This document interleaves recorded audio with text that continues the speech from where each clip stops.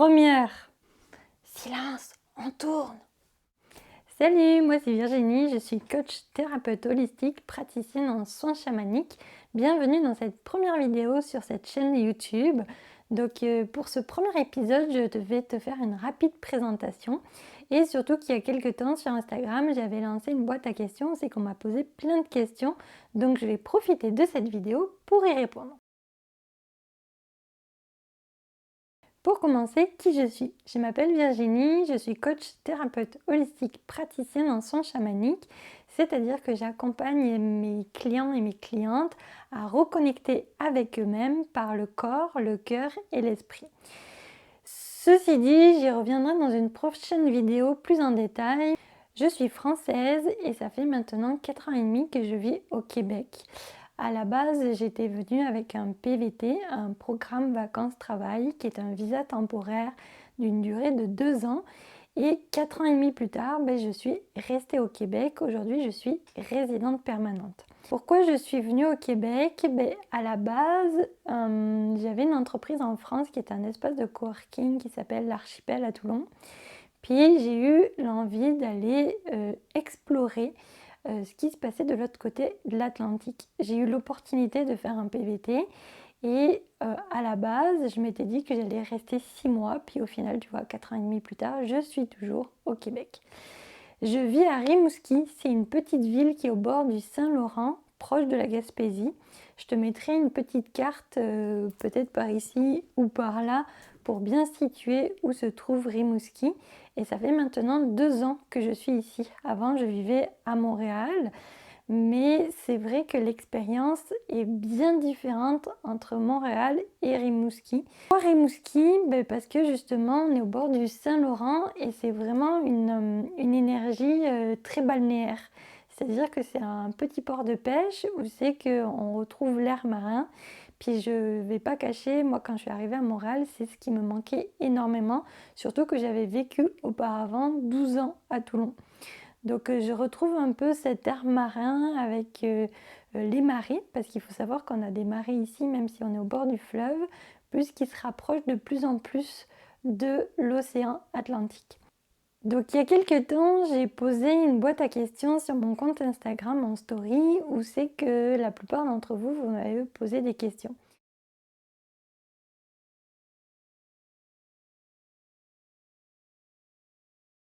Qui me plaît à Rimouski et comment sont les alentours. Comparément à d'autres villes au Québec, c'est quand même assez achalandé. On y trouve facilement tous les services, que ce soit un centre hospitalier, que ce soit des magasins de proximité.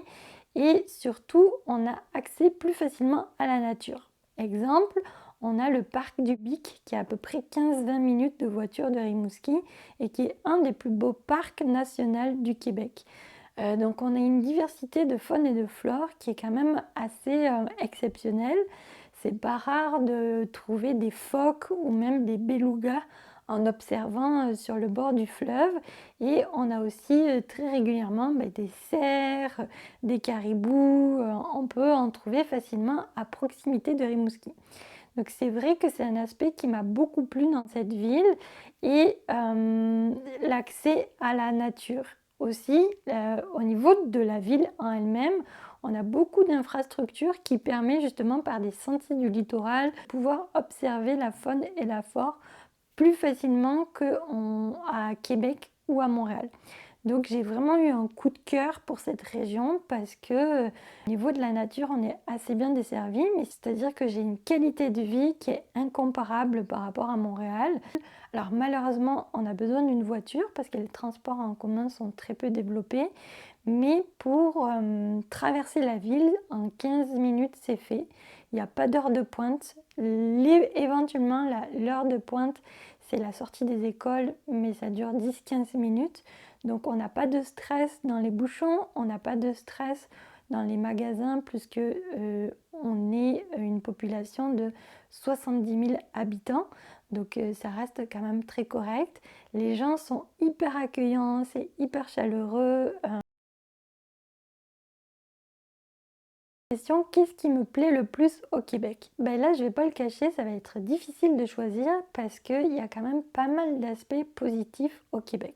Déjà, premièrement, ben, ils parlent français, même s'il y a certains mots qui diffèrent par rapport à notre français à nous, mais c'est quand même plus facile d'intégration.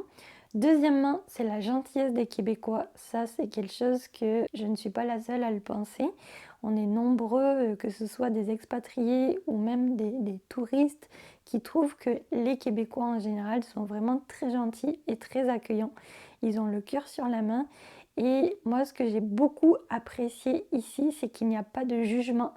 Même s'il y en a, ils vont pas le faire sentir ou ils vont pas le montrer, donc on peut facilement faire des erreurs. Et là, je parle au niveau professionnel, c'est-à-dire qu'on peut très bien partir une entreprise, échouer, on nous n'en tiendra pas rigueur. Même, je dirais que sur un CV, c'est valorisant si on s'est trompé en ayant un échec professionnel parce que ça signifie qu'on a su rebondir. Autre aspect que j'aime beaucoup, c'est la nature. En fait, il faut savoir que le Québec, c'est 5 fois la taille de la France pour une population de 8 millions d'habitants. Donc forcément, il y a beaucoup, beaucoup, beaucoup de grands espaces, beaucoup des forêts et très omniprésentes dans le quotidien. Donc ça, c'est quelque chose qui est incomparable par rapport à la France où c'est qu'on peut vite se retrouver dans des villes les uns sur les autres. Même dans les grandes villes, il y a beaucoup de parcs, il y a beaucoup l'accès à la nature. Je dirais les points négatifs du Québec, c'est surtout au niveau alimentaire. C'est-à-dire que ben, on va pas se le cacher, là, quand on est français, on a quand même cet art culinaire qui est omniprésent, puis la grande cuisine française. Et ici au Québec, ben, c'est un peu le côté qui pêche. C'est-à-dire que si on veut avoir accès à des produits un peu plus raffinés, que ce soit par exemple le fromage ou des pâtisseries, ben, très vite on va tomber dans des prix qui sont assez conséquents. Donc c'est pas une alimentation qu'on va avoir au quotidien. Et c'est surtout qu'on est plus sur une nourriture très américaine. Donc ça, c'est, je dirais, c'est l'aspect un peu négatif. Autre aspect négatif, bah, pour l'instant, j'en vois pas d'autres. Ce que j'aime aussi, c'est au niveau entrepreneurial, il y a un côté un peu anglo-saxon.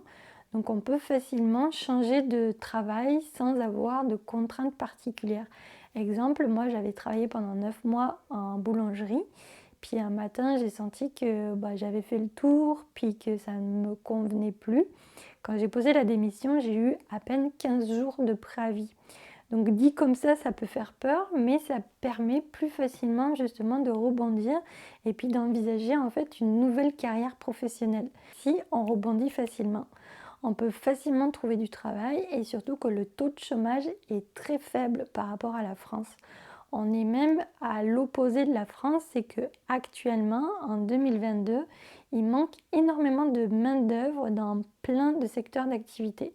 Donc même si aujourd'hui on aurait envie de changer de travail, ben, il n'y a aucune difficulté à ça. On est même limite en position de force parce que les recruteurs sont prêts à négocier des salaires à la hausse parce qu'il manque énormément de main-d'œuvre. Donc voilà pourquoi je suis restée au Québec et ce qui me plaît vraiment au Québec, c'est cette diversité au niveau de l'entreprise, puis la facilité aussi de partir une entreprise comparément à la France où c'est qu'on va devoir s'inscrire auprès des chambres de commerce ou du moins de s'inscrire en tant qu'auto-entrepreneur. Ici, juste avec notre numéro d'assurance sociale, ben, on peut partir en entreprise sans faire de démarches assez lourdes.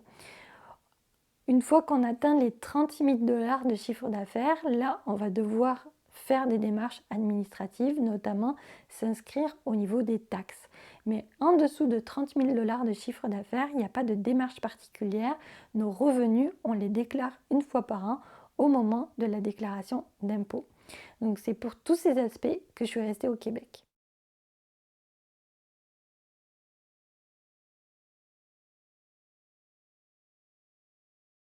Donc c'est vrai qu'on a tendance à croire que le climat ici est assez rigoureux, je ne vais pas le cacher, mais c'est sur une période particulière, à savoir l'hiver.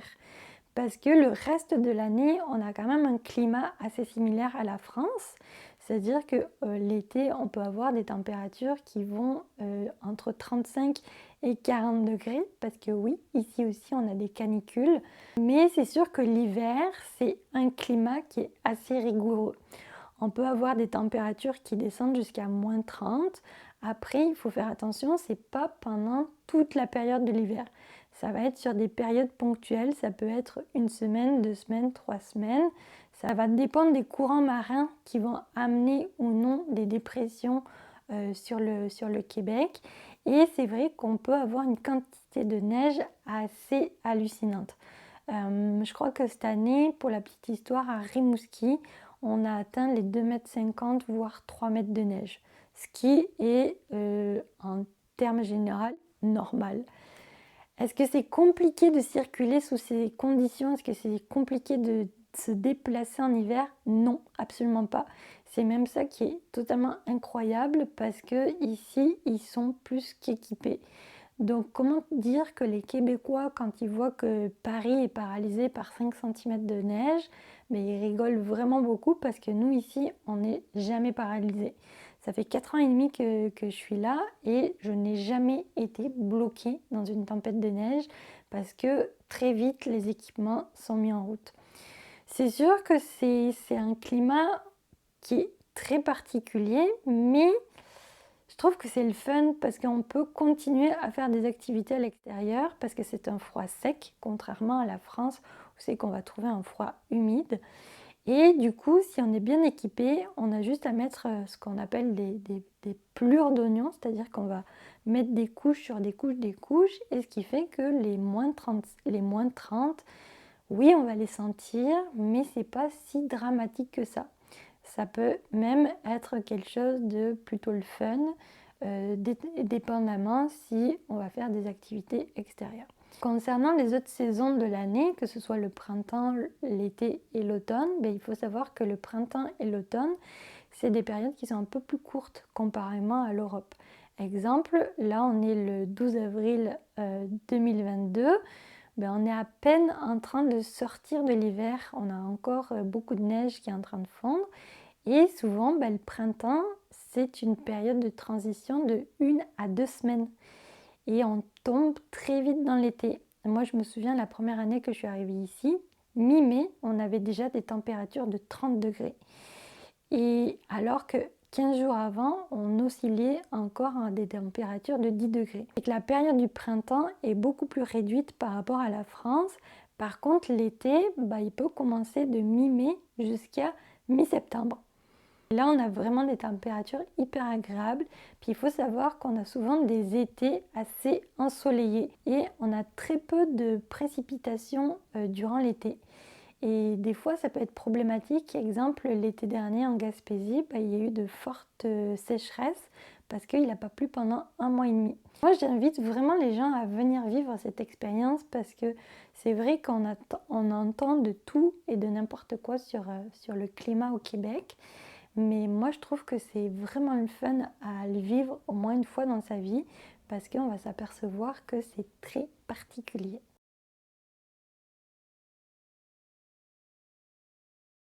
Français au Québec. Là, je vais dire que ça va dépendre de notre expérience, puis ça va dépendre des régions. Moi, j'ai pas aimé particulièrement mon expérience à Montréal. Après, à ma décharge, j'étais dans un quartier de Français, donc ça n'a pas forcément favorisé mon intégration auprès des Québécois. Mais bizarrement, depuis que je suis à Rimouski, je me sens super bien accueillie. Même les gens, ils ont tendance à me taquiner sur mon accent qui malheureusement, je ne peux pas le cacher. Mais j'ai pas ressenti euh, de racisme ou de préjugés par rapport à ce que je sois française. Bien au contraire, ça engage des conversations assez intéressantes. Puis, comme je l'ai dit précédemment, les Québécois sont un peuple très chaleureux et très accueillant. Donc voilà pour cette première vidéo. J'ai répondu aux quelques questions que j'ai eues sur Instagram. J'espère que ce format t'a plu. Si jamais tu as apprécié ce contenu, je t'invite à t'abonner puis à laisser un petit commentaire ou un petit like. ça me permettra, moi, de développer d'autres sujets dans mes prochains épisodes et puis surtout t'embarquer avec moi dans une aventure qui, j'espère, sera pleine de rebondissements. Donc, je te dis à bientôt, puis je te fais des bisous. Ciao!